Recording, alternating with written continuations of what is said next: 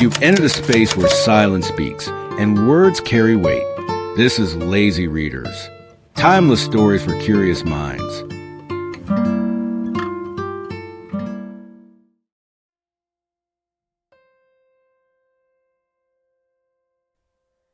The Signal Man by Charles Dickens. Read by Megan Argo. "Hello! Below there!" When he heard a voice thus calling to him, he was standing at the door of his box, with a flag in his hand, furled around its short pole.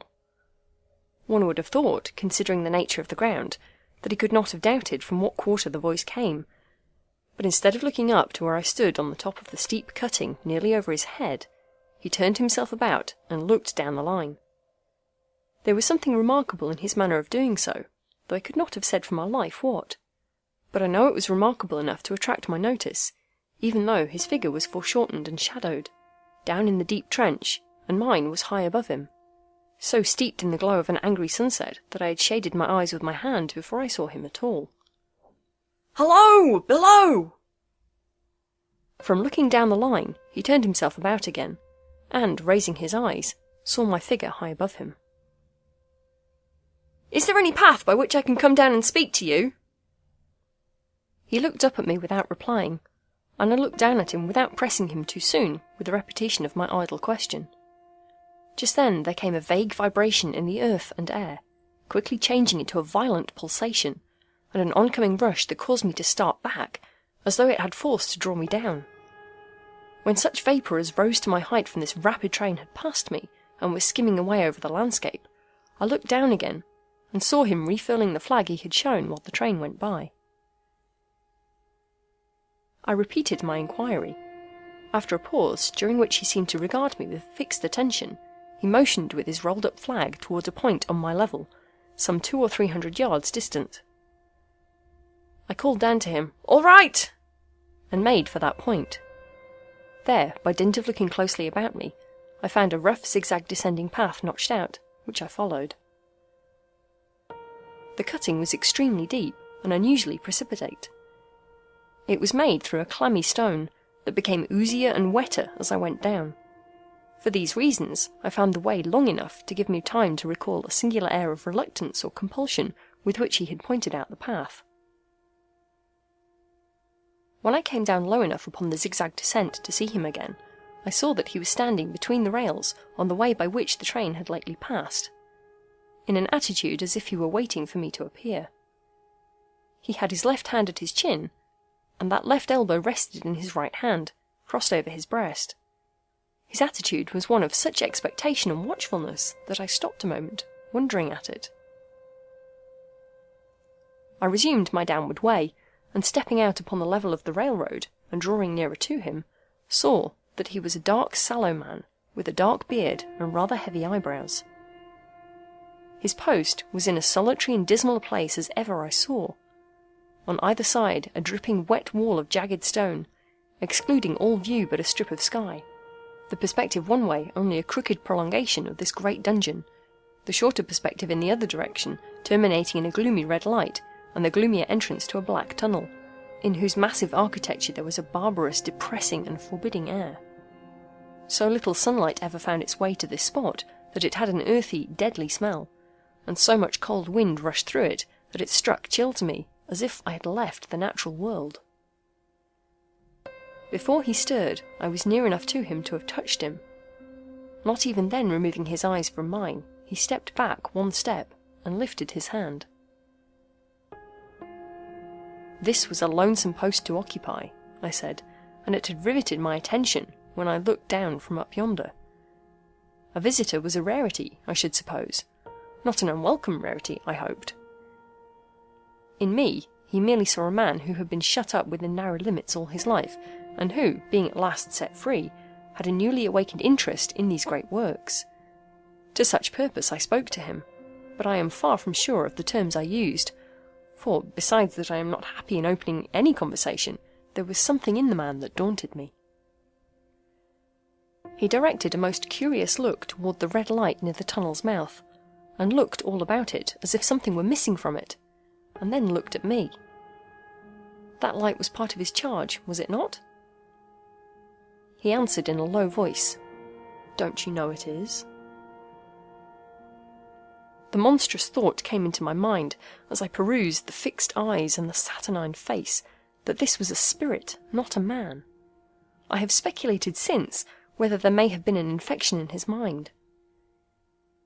In my turn, I stepped back, but in making the action, I detected in his eyes some latent fear of me. This put the monstrous thought to flight. "You look at me," I said, forcing a smile, "as if you had a dread of me." "I was doubtful," he returned, "whether I had seen you before." "Where?" He pointed at the red light he had looked at. "There?" I said. Intently watchful of me, he replied, but without sound, "Yes." "My good fellow, what should I do there?" "However, be that as it may, I never was there, you may swear." "I think I may," he rejoined. "Yes, I am sure I may." His manner cleared, like my own.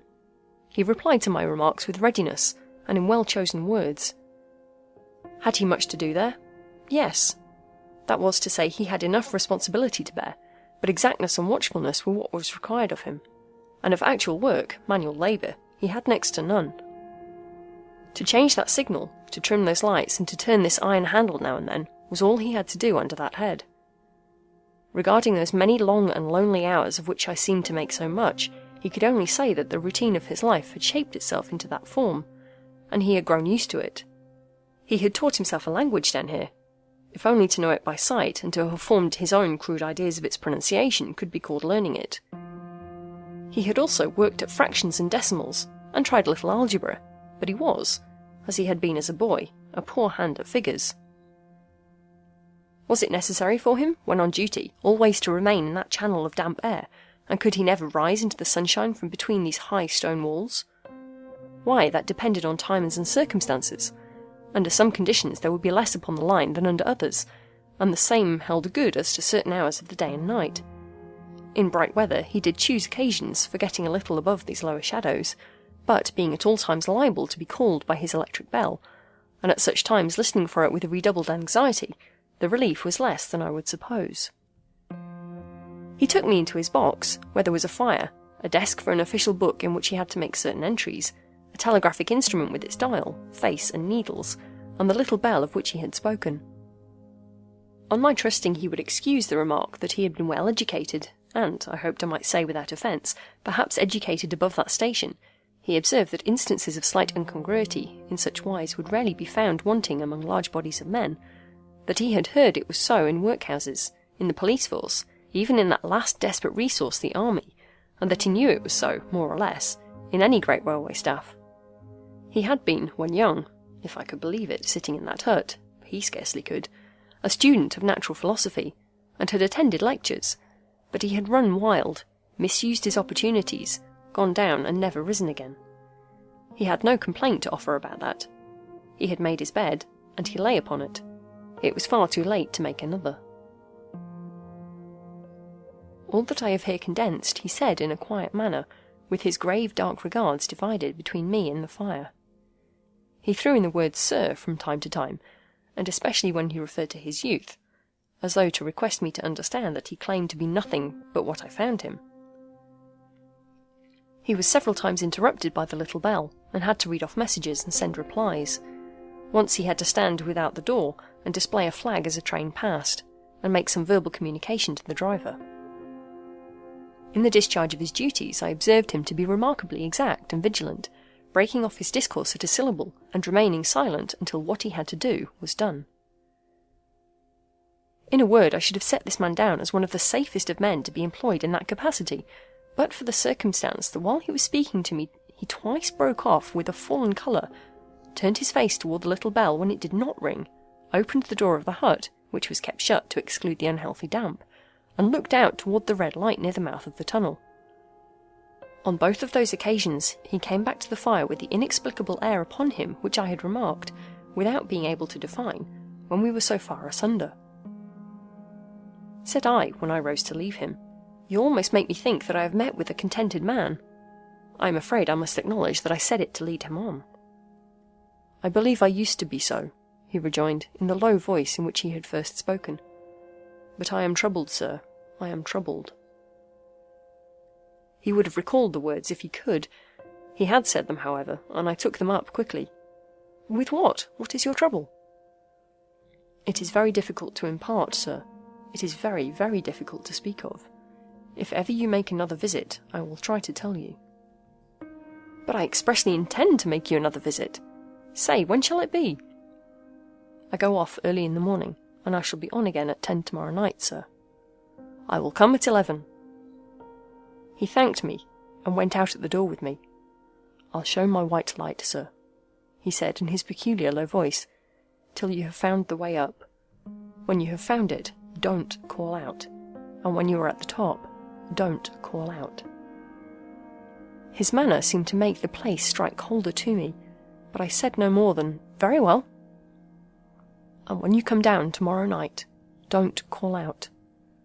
Let me ask you a parting question. What made you cry, 'Hello, below there,' tonight?" "Heaven knows," said I. "I cried something to that effect." "Not to that effect, sir. Those were the very words. I know them well." "Admit those were the very words. I said them, no doubt, because I saw you below." "For no other reason?" "What other reason could I possibly have?" "You had no feeling that they were conveyed to you in any supernatural way?" "No." He wished me good night and held up his light. I walked by the side of the down line of rails, with a very disagreeable sensation of a train coming behind me, until I found the path. It was easier to mount than to descend, and I got back to my inn without any adventure. Punctual to my appointment, I placed my foot on the first notch of the zigzag next night, as the distant clocks were striking 11. He was waiting for me at the bottom, with his white light on. "I have not called out," I said, when we came close together. "May I speak now?" "By all means, sir." "Good night, then, and here's my hand." "Good night, sir, and here's mine." With that we walked side by side to his box, entered it, closed the door, and sat down by the fire. "I have made up my mind, sir," he began, bending forward as soon as we were seated, and speaking in a tone a little above a whisper, "that you shall not have to ask me twice what troubles me. I took you for someone else yesterday evening. That troubles me." "That mistake?" "No, that's someone else." "Who is it?" "I don't know." "Like me?" "I don't know. I never saw the face. The left arm is across the face, and the right arm is waved, violently waved, this way." I followed his action with my eyes, and it was the action of an arm gesticulating with the utmost passion and vehemence, "For God's sake, clear the way!" "One moonlit night," said the man, "I was sitting here, when I heard a voice cry, 'Hello, below there!' I started up, looked from the door, and saw this someone else standing by the red light near the tunnel, waving, as I just now showed you. The voice seemed hoarse with shouting, and it cried, 'Look out! Look out!' and then attained, 'Hello! Below there! Look out!' I caught up my lamp, turned it on red, and ran towards the figure, calling, 'What's wrong? What has happened? Where?' It stood just outside the blackness of the tunnel. I advanced so close upon it that I wondered at its keeping the sleeve across its eyes. I ran right up at it, and had my hand stretching out to pull the sleeve away, when it was gone." "Into the tunnel?" said I. "No. I ran on into the tunnel, 500 yards. I stopped and held my lamp above my head, and saw the figures of the measured distance, and saw the wet stains stealing down the walls and trickling through the arch. I ran out again, faster than I had run in, for I had a mortal abhorrence of the place upon me, and I looked all around the red light with my own red light, and I went up the iron ladder to the gallery atop of it, and I came down again, and ran back here. I telegraphed both ways. An alarm has been given. Is anything wrong? The answer came back both ways. All well. Resisting the slow touch of a frozen finger tracing out my spine, I showed him how that this figure must be a deception of his sense of sight, and how that figures, originating in disease of the delicate nerves that minister to the functions of the eye, were known to have often troubled patients, some of whom had become conscious of the nature of their affliction, and had even proved it by experiments upon themselves. "As to an imaginary cry," said I. "Do but listen for a moment to the wind in this unnatural valley while we speak so low, and to the wild harp it makes of the telegraph wires." This was all very well, he returned, after we had sat listening for a while, and he ought to know something of the wind and the wires, he who so often passed long winter nights here, alone and watching. But he would beg to remark that he had not finished. I asked his pardon, and he slowly added these words, touching my arm. "Within 6 hours after the appearance, the memorable accident on this line happened, and within 10 hours the dead and wounded were brought along through the tunnel over the spot where the figure had stood." A disagreeable shudder crept over me, but I did my best against it. It was not to be denied, I rejoined, that this was a remarkable coincidence, calculated deeply to impress his mind. But it was unquestionable that remarkable coincidences did continually occur, and they must be taken into account in dealing with such a subject. Though to be sure, I must admit, I added, for I thought I saw that he was going to bring the objection to bear upon me, men of common sense did not allow much for coincidences in making the ordinary calculations of life. He again begged to remark that he had not finished. I again begged his pardon for being betrayed into interruptions. "This," he said, again laying his hand upon my arm and glancing over his shoulder with hollow eyes, "was just a year ago. 6 or 7 months passed, and I had recovered from the surprise and shock, when one morning, as the day was breaking, I, standing at the door, looking toward the red light, and saw the spectre again." He stopped with a fixed look at me. "Did it cry out?" "No, it was silent." "Did it wave its arm?" "No, it leaned against the shaft of the light, with both hands before the face, like this." Once more I followed his action with my eyes. It was an action of mourning. I have seen such an attitude in stone figures on tombs. "Did you go up to it?" I came in and sat down, partly to collect my thoughts, partly because it had turned me faint. When I went to the door again, daylight was above me, and the ghost was gone. "But nothing followed? Nothing came of this?"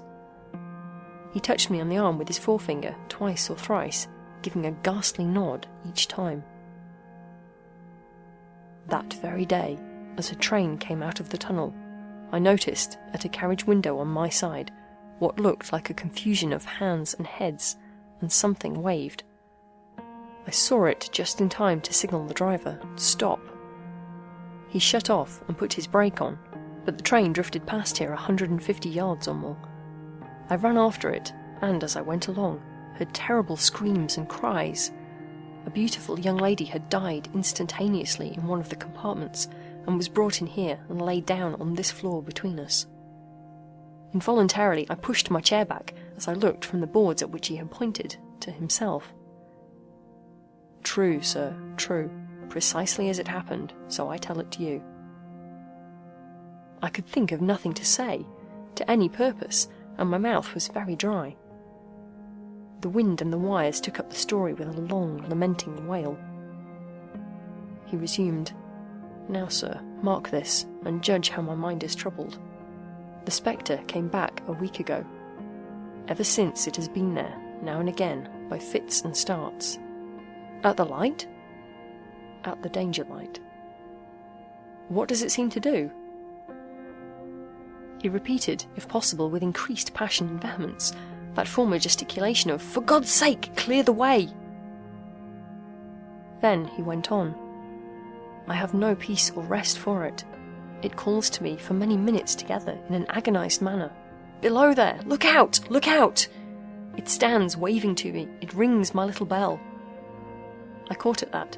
"Did it ring your bell yesterday evening when I was here, and you went to the door?" "Twice." "Why, see," said I, "how your imagination misleads you. My eyes were on the bell, and my ears were open to the bell, and if I am a living man, it did not ring at those times. No, nor at any other time, except when it was rung in the natural course of physical things by the station communicating with you." He shook his head. "I have never made a mistake as to that yet, sir. I have never confused the spectre's ring with the man's. The ghost's ring is a strange vibration in the bell, that it derives from nothing else, and I have not asserted that the bell stirs to the eye. I don't wonder that you failed to hear it, but I heard it." And did the spectre seem to be there when you looked out? It was there. Both times? He repeated firmly. Both times. Will you come to the door with me and look for it now? He bit under his lip as though he were somewhat unwilling, but arose. I opened the door and stood on the step, while he stood in the doorway. There was the danger light. There was the dismal mouth of the tunnel. There were the high, wet stone walls of the cutting. There were the stars above them. "Do you see it?" I asked him, taking particular note of his face. His eyes were prominent and strained, but not very much more so, perhaps, than my own had been when I had directed them earnestly toward the same spot. "No," he answered, "it is not there." "Agreed," said I. We went in again and shut the door and resumed our seats. I was thinking how best to improve this advantage, if it might be called one, when he took up the conversation in such a matter-of-course way, so assuming that there could be no serious question of fact between us, that I felt myself placed in the weakest of positions. "By this time you will fully understand, sir," he said, "that what troubles me so dreadfully is the question, what does the spectre mean?" I was not sure, I told him, that I did fully understand. "What is its warning against?" he said, ruminating, with his eyes on the fire, and only by times turning them on me. "What is the danger? Where is the danger? There is danger overhanging somewhere on the line. Some dreadful calamity will happen. It is not to be doubted this third time, after what has gone before, but surely this is a cruel haunting of me. What can I do?" He pulled out his handkerchief and wiped the drops from his heated forehead. "If I telegraph danger, on either side of me, or on both, I can give no reason for it," he went on, wiping the palms of his hands. "I should get into trouble, and do no good. They would think I was mad. This is the way it would work. Message, danger, take care. Answer, what danger, where? Message, don't know, but for God's sake, take care. They would displace me. What else could they do?" His pain of mind was most pitiable to see. It was the mental torture of a conscientious man, oppressed beyond endurance by an unintelligible responsibility involving life. "When it first stood under the danger light," he went on, putting his dark hair back from his head and drawing his hands outward across and across his temples in an extremity of feverish distress, "why not tell me where that accident was to happen? If it must happen, why not tell me how it could be averted? If it could have been averted, when on its second coming it hid its face, why not tell me instead, she is going to die? Let them keep her at home. If it came on those two occasions only to show me that its warnings were true, and so to prepare me for a third, why not warn me plainly now? And I, Lord help me, a mere poor signalman on this solitary station, why not go to somebody with credit to be believed and power to act?" When I saw him in this state, I saw that for the poor man's sake, as well as for the public safety, what I had to do for the time was to compose his mind. Therefore, setting aside all question of reality or unreality between us, I had represented to him that whoever thoroughly discharged his duty must do well, and that at least it was his comfort that he understood his duty, though he did not understand these confounding appearances. In this effort I succeeded far better than in the attempt to reason him out of his conviction. He became calm. The occupations incidental to his post, as the night advanced, became to make larger demands on his attention, and I left him at 2 in the morning. I had offered to stay through the night, but he would not hear of it. That I more than once looked back at the red light as I ascended the pathway, that I did not like the red light, and that I should have slept but poorly if my bed had been under it, I see no reason to conceal. Nor did I like the 2 sequences of the accident and the dead girl. I see no reason to conceal that either. But what ran most in my thoughts was the consideration how ought I to act, having become the recipient of this disclosure. I had proved the man to be intelligent, vigilant, painstaking, and exact, but how long might he remain so, in his state of mind? Though in a subordinate position, still he held a most important trust, and would I, for instance, like to stake my own life on the chances of his continuing to execute it with precision? Unable to overcome a feeling that there would be something treacherous in my communicating what he had told me to his superiors in the company, without first being plain with himself and proposing a middle course to him, I ultimately resolved to offer to accompany him, otherwise keeping his secret for the present, to the wisest medical practitioner we could hear of in these parts, and to take his opinion. A change in his time of duty would come around next night, he apprised me, and he would be off an hour or two after sunrise, and on again soon after sunset. I had appointed to return accordingly. Next evening was a lovely evening, and I walked out early to enjoy it. The sun was not yet quite down when I traversed the field path near the top of the deep cutting. I would extend my walk for an hour, I said to myself, half an hour on and half an hour back, and it would then be time to go to my signalman's box. Before pursuing my stroll, I stepped to the brink and mechanically looked down from the point from which I had first seen him.